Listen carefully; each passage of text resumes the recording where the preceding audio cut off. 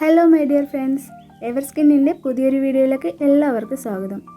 നമ്മുടെ മുഖത്തിൻ്റെ ഭംഗി പലപ്പോഴും നമുക്ക് നൽകുന്ന ആത്മവിശ്വാസം ചെറുതല്ല. പലപ്പോഴും നമ്മളുടെ മുഖം ഫ്രഷ് ആയിരുന്നാൽ നമുക്ക് ഉന്മേഷവും അതുപോലെ തന്നെ ചെറുപ്പവും നിലനിൽക്കും. അതുകൊണ്ട് തന്നെ നമ്മൾ മുഖം നീറ്റാക്കാൻ മാർക്കറ്റിലുള്ള പല പ്രോഡക്റ്റും നമ്മൾ ഉപയോഗിക്കുകയും ചെയ്യും. വീട്ടിൽ തന്നെ പല ഒറ്റമൂലികളും നമ്മൾ പരീക്ഷിക്കുകയും ചെയ്യും. എന്നാൽ നല്ലതിനെന്ന് പറഞ്ഞ് ഉപയോഗിക്കുന്ന ചില കാര്യങ്ങൾ നമ്മുടെ മുഖത്തിന് കേടുപാടുകൾ ഉണ്ടാക്കാൻ സാധ്യതയുണ്ട്. ഇത്തരത്തിൽ നമ്മൾ സ്വയം അറിയാതെ ചെയ്യുന്ന 5 അബദ്ധങ്ങളാണ് ഈ വീഡിയോയിൽ വിശദീകരിക്കുന്നത്. ഇത് നമ്മളെല്ലാവരും വീട്ടിൽ ചെയ്യുന്ന കാര്യങ്ങൾ തന്നെയാണ്. അതുകൊണ്ട് തന്നെ ഈ വിവരങ്ങൾ നിങ്ങളുടെ കുടുംബത്തിൻ്റെ അറിവിലേക്ക് ഒന്ന് ഷെയർ ചെയ്യുക. ഒന്നാമത്തെ കാര്യം എന്ന് പറയുന്നത്, നിങ്ങൾ കുളിക്കുന്ന സമയത്ത് തലയിൽ എണ്ണ തേച്ച് പിടിപ്പിക്കുന്നു. എണ്ണ തേച്ചതിന് ശേഷം ബാക്കിയുള്ള എണ്ണ മുഖത്ത് നന്നായി തേച്ച് പിടിപ്പിക്കുന്നു. ഇത് നമ്മുടെ വീട്ടിലുള്ള 90% ആൾക്കാരും ചെയ്യുന്ന കാര്യങ്ങളാണ്. ഇങ്ങനെ ചെയ്യുന്നതിലൂടെ നമ്മൾ മനസ്സിലാക്കേണ്ട ഒരു കാര്യം എന്ന് വെച്ച് കഴിഞ്ഞാൽ, നമ്മുടെ മുഖത്തിനും സ്കിന്നിനും അത്ര നല്ലതല്ല. കാരണം വെളിച്ചെണ്ണയ്ക്കകത്ത് 90% അടങ്ങിയിട്ടുള്ളത് സാച്ചുറേറ്റഡ് ഫാറ്റാണ്.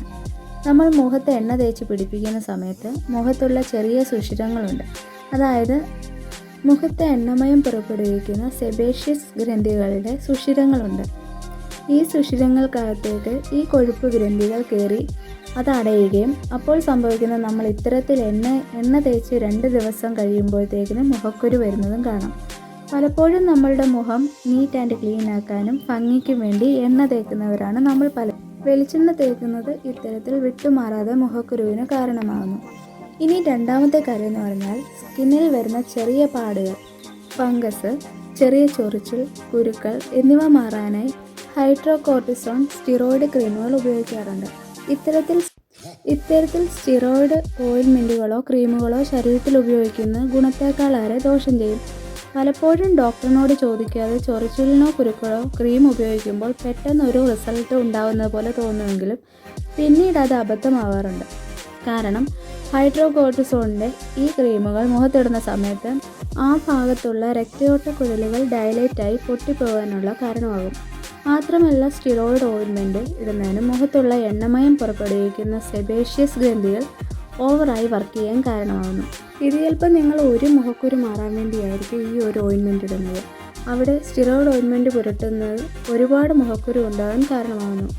ഇനി മൂന്നാമത്തേത്, മുഖത്ത് സ്പിരിറ്റൽ കണ്ടൻ്റുള്ള വൈപ്സ് യൂസ് ചെയ്യാതിരിക്കുക. പലപ്പോഴും യാത്ര ചെയ്യുന്ന സമയത്ത് റെഡിമെയ്ഡ് വൈപ്സ് നമ്മൾ കയ്യിൽ കരുതാറുണ്ട്. ഇതൊരു മോയ്സ്ചറൈസറിന് വേണ്ടി ഇതിന് ഉപയോഗിക്കുന്നത് സ്പിരിറ്റാണ്.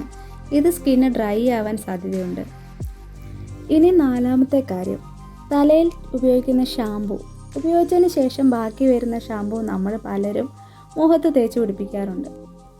ഇതുമൂലം ഉണ്ടാകുന്ന പ്രശ്നം എന്ന് പറഞ്ഞു കഴിഞ്ഞാൽ, നമ്മുടെ മുഖത്തെ എണ്ണമയം മുഴുവൻ പോയിട്ട് മുഖം വലിഞ്ഞു മുറുകാനും ഡ്രൈ ആവാനും സാധ്യതയുണ്ട്. തലയിലെ താരനെന്ന് നമ്മൾ പലരും വിശ്വസിക്കുന്നത് സെബോറിക് ഡെർമറ്റൈറ്റിസ് എന്ന സ്കിൻ കണ്ടീഷനാണ്. ഈ സ്കിൻ കണ്ടീഷൻ ഉള്ളവരിൽ ഓട്ടോമാറ്റിക്കായിട്ട് സ്കിന്ന് ഡ്രൈനെസ് കൂടുതലായിരിക്കും. ഇനി അഞ്ചാമത്തെ കാര്യം എന്ന് പറയുന്നത്, മുഖം വെളുക്കാനായിട്ട് നമ്മൾ പലരും സോപ്പ് ഉപയോഗിക്കുന്നവരുണ്ട്. പല കമ്പനിയുടെ പരസ്യങ്ങളൊക്കെ കണ്ടായിരിക്കും നമ്മളത് വാങ്ങിക്കുന്നത്. അതിലെ അപകടമാണ് ഇനി അടുത്തതായിട്ട് പറയാൻ പോകുന്നത്. സോപ്പിൽ അടങ്ങിയിരിക്കുന്നത് ബ്ലീച്ചിങ് ഏജൻറ്റും സോഡിയം ലോറൽ സൾഫേറ്റ് എന്ന് പറയുന്ന രാസവസ്തുവാണ്. ഈ സോഡിയം ലോറൽ സൾഫേറ്റ് ആണ് സോപ്പിൽ നന്നായി പതയുണ്ടാക്കുന്നത്. മാത്രമല്ല, ഈ ബ്ലീച്ചിങ് എഫക്റ്റ് കൊണ്ട് ഒരു വെളുപ്പ് പോലെ തോന്നുമെങ്കിലും സംഭവിക്കുന്ന ഡ്രൈനെസ് ആണ്. ഒരു നോർമൽ സ്കിൻ ടോൺ നഷ്ടപ്പെട്ട് ക്രമേണ ഒരു ഇരുണ്ട നിറത്തിലോട്ട് മാറാറുണ്ട്.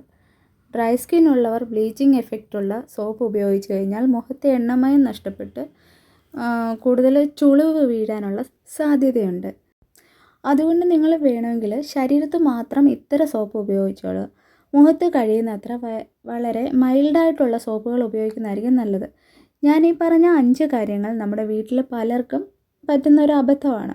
അതുകൊണ്ട് തന്നെ ഈ ഇൻഫർമേഷൻ നിങ്ങൾ എല്ലാ സുഹൃത്തുക്കളുടെയും അറിവിലായിട്ടൊന്ന് ഷെയർ ചെയ്യുക. അപ്പോൾ എല്ലാവർക്കും ഈ വീഡിയോയിലൂടെ പറഞ്ഞ കാര്യങ്ങൾ മനസ്സിലായി കാണുമെന്ന് വിശ്വസിക്കുന്നു. അപ്പോൾ സ്കിൻ പ്രോബ്ലംസിൻ്റെ പുതിയ അറിവുമായിട്ട് പുതിയൊരു വീഡിയോയിലൂടെ കാണാം. Signing off Ahalya. ബൈ.